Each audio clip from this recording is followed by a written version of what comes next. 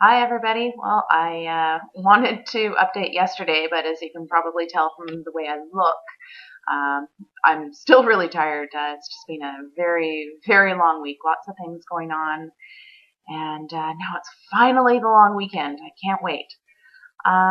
Anyway, today I just wanted to talk a little bit about conditions that are going on with me. So I talked last time about our fertility journey and what we've done, where it's taken us, and I touched a little bit on our male factor. In addition to that, I had talked a little bit about how I have a luteal phase defect, or had a luteal phase defect rather. So because they hadn't done the testing at the time, they didn't test my thyroid, they didn't test anything like that. But we suspect now that probably it was due to the fact that I have a thyroid condition. Um, it's been known to cause things like low progesterone, poor ovulation, anovulation, and luteal phase defect. Now, I was tested for it last April, or sorry, rather, they tested my thyroid last April, so just over a year ago, and they discovered that my TSH was high. And that I also had antibodies present, which means that I have an autoimmune thyroid disease, which is Hashimoto's. So they started me on Synthroid. This was actually my family doctor, our RE, didn't discover it. She had initially tested my TSH, and it was a little bit high, but not out of range. And when she tested again, it was normal, but the only thing that she tested was my TSH. So my family doctor tested all of that. He discovered that I did have an autoimmune disease.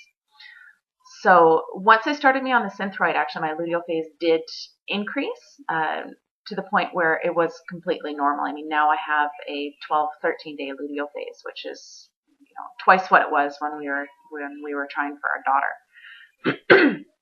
Sorry, I'm a little congested. It's finally getting to be spring here, so pollen is in the air. So they started me on the Synthroid. My luteal phase got longer. My progesterone is up. It's fantastic. I feel a million times better. I don't feel like sleeping all day. Well, sometimes I feel like sleeping all day, but that's not really necessarily a thyroid condition.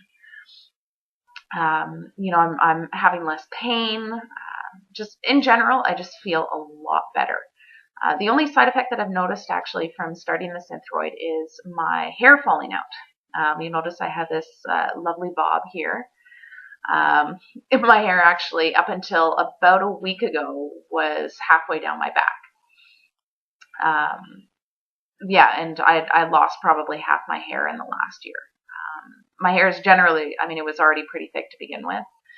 Now it's just kind of average, which I'm okay with. But actually, I was pretty pleased that now I can have a short haircut, and it doesn't look ridiculous. Whereas before, when I had short hair, it would be out to here. Oh, there we go, out to here. I'm still getting used to this camera. So yeah, so now I can have short hair, and it looks good, and it's way easier to do in the morning. Sometimes I'll put some mousse in it, and it'll be a little bit wavy like it is today.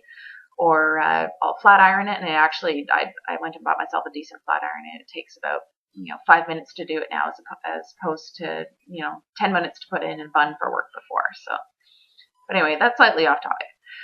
So yeah, so my luteal phase is better. I'm on the Synthroid. I'm feeling better, and life is pretty good. When I was younger, actually, I had been diagnosed with fibromyalgia, which is another autoimmune disease. And chronic fatigue syndrome, which now we figure is probably due to my thyroid rather than those individual conditions, but we're not really sure at this point. So yeah, that's my thyroid in a nutshell. And yeah, so my thyroid's feeling better. I forget where I was going with that. I totally had a blank moment. Again, that's one of the things actually that can be associated with thyroid disorders and fibromyalgia is memory loss. So can I blame it on that? I hope so.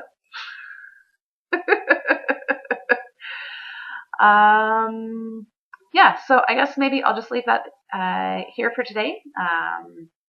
And just let you know a little bit more about what's going on my end. I was tested for a couple of other autoimmune things just to see if they needed to do anything with that for the IVF, whether I needed to do interlipids or IVIG or anything like that. But they decided that it wasn't necessary. It was an extra expense that we didn't really need to put into. And we'll see what happens. Hopefully it works. If if anything comes up, then we'll do some more testing on that. But for now, that's pretty much it. Yeah, it's a long weekend here. We'll see. We're planning on going away for a couple days this weekend, but I'll try and update at least once more. All right, I'll talk to you guys later.